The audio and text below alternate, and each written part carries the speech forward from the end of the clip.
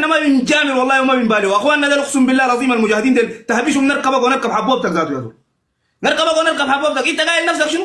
الان قاعد بتسوي والله الكيزان قاعدين بيصوروا قاعدين زفت الطين، ما هو لما كانوا قاعدين انت كنت قاعد بتطلق مع البنات ديل بالدقيق وبالحاجات ديل على مستوى الموضوع ده هنا يا زول. على مستوى الموضوع ده هنا انا ما بعرف خط احمر، انا عندي خط احمر وانت اخواني الموجودين في الميدان ده خط احمر عديل يا زول.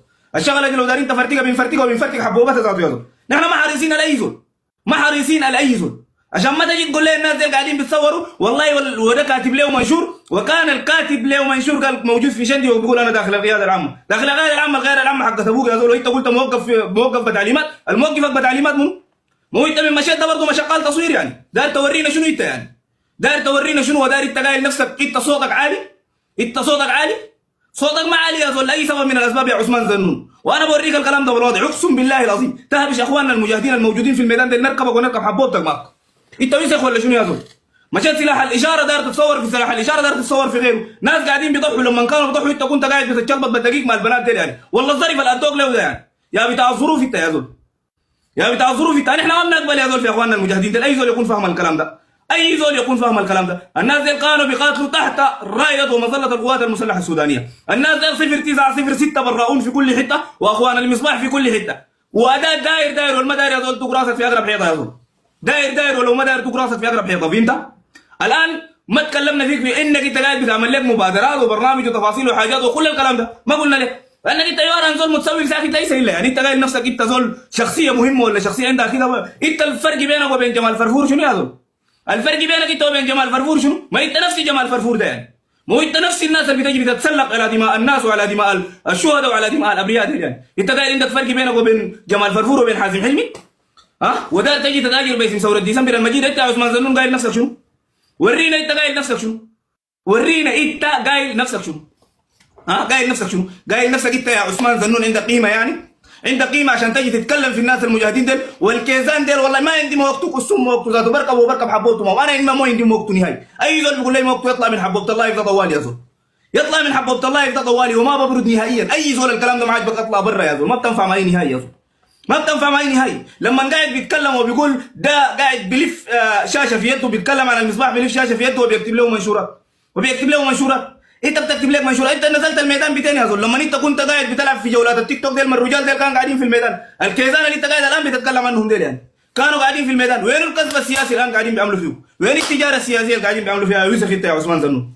وين التجاره السياسيه اللي قاعدين بيعملوا فيها؟ يا ترى امشي اعمل مبادراتك وحاجاتك قاعد مننا نحن، انت مشيتك للقوات المشتركه دي، وانت فهمت كلامي حتشوه صوره القوات المشتركه، وانا بقول لكم الكلام ده، والرساله دي بوصلها لك يا الفل ما شال مني اركم النبي، اقسم بالله العظيم وكتابه الكريم، اذا عثمان زنون ده موجود في صفكم بكره عن طريق الطرح القادم ده يدخلكم في مشاكل مع الشعب السوداني، اذا ما دخلكم في مشاكل مع الشعب السوداني انا اقسم بالله العظيم تجي تقول لي الكلام ده، وده الكلام ده انا بقوله لك للامانه والتاريخ، الكلام ده انا بجي بقوله لكم للامانه والتاريخ، للامانه والتاريخ انا بقول لكم الكلام ده، لانه في رجال كان اقدم منه في الميدان ده ما جاوا يتكلموا في الكلام ده، ما في طراح يجي يقول لي الكلام ده يا زول، ما في طراح يجي يقول لي الكلام ده، وقسما بالله العظيم حركات الكفاح المسلح اذا ما بعدت منها عثمان زنون ده، وبعدت عثمان زنون ده من خطها في انت كلامي السياسي وخطها الاعلامي، قسما بالله العظيم تخش في مشكله مع الشعب السوداني، والكلام ده انا بقوله بالواضح، الكلام ده انا بقوله بالواضح وعلى مستوى اللايف ده، وخليه يصل لاي زول، وخليه يتكبشر ويصل اي مكان، اي زول مهما كان يده تكون طويله ولا غيره ولا غيره ولا غيره ولا غيره،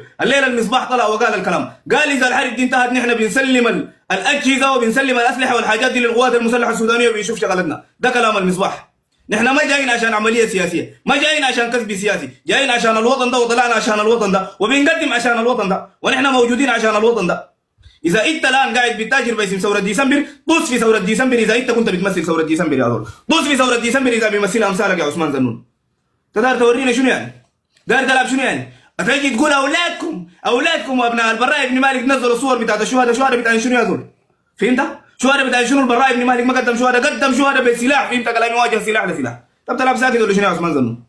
ها؟ الناس دي لما كانوا موجودين وكانوا بيتحاصروا وكنا بنقدم شهداء، انت كنت قاعد في نزلي ورده وانت سمحه وانت حلوه وانت عسل يا زول، كنت قاعد بتلعب لك في جولات، سكتنا ومشينا لك الحاجات دي، قلنا اخواننا في حركات الكفاح المسلح يحتووك، لكن ده ما بيديك الحق نهائي لاي سبب من الاسباب تتكلم في اخواننا المجاهدين دي، وحياة الله نركبك ونركب الانسان اللي بيقيف معاهم ذا، اللي بيقيف معاه عديل بالواضح، فهمت؟ ما بنلعب يا زول، ما بنلعب ولا بنساوم ولا بنتاجر ولا اي حاجه، ودي ما تجاره، ودي ما تجاره، اقسم بالله العظيم جد، ودي ما تجاره لاي سبب من الاسباب. تعرف الكلام ده، والكلام نحن بنقوله في الزمن الدايرين نقوله، في الزمن الدايرين نقوله، وما في زول انسان بوقفنا يا عثمان زنون عشان تكون فاهم الكلام ده. اهبش الناس المجاهدين دول، ونحن بنوريك البله اللي انت داير والركبه اللي انت داير. انت موقفينك بتعليمات، انت علاقتك مع التعليمات شنو؟ علاقتك مع السلاح شنو؟ ما لما انتقد انت كنت موجود في السودان، مرقت مالك مكان من الزمن ذاك تكون مستنفر يعني. مكان من الزمن ذاك تكون مستنفر، ما الرجال دول ما مرقوا خلوها. الرجال اللي انت قاعد بتتكلم فيهم دول ما مرقوا خلوها يا عثمان زنون، ما مرقوا خلوها يا عثمان زنون. والله جد. الجولات انت نسيت الجولات لما كنت بتلعب في الجولات، لما كان بيتم انتهاك ود النور وبيتم انتهاك التكين وبيتم انتهاك جلقني. انت كنت فهمت كلامي؟ انت كان كل همك انك انت تجيب العربيه الكوريلا بتاعت اللعب ولا بتاعت الجولات دي.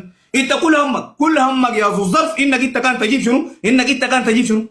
كان همك تجيب شنو؟ همك تجيب الكوريلا، وهمك تجيب التليفون، وهمك شير وكبس يا زول. احش الطرح القادم كله يا زول اذا كان زيك انت يا زول.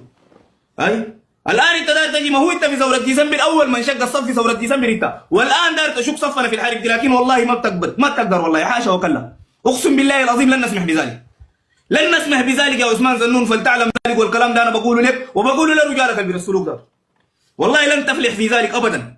واذا داير تجي الا يجيبك الشعب السوداني ده عن طريق صناديق انتخابات، لكن قسما بالله العظيم ما تترشح اي ترشيح ثاني، ما تجي زي جيد خالد العيسر، وتكون فاهم الكلام ده، لانك انسان محذب وانسان مؤدلج، وانت طرحي قادم يعني يا يوسف انت.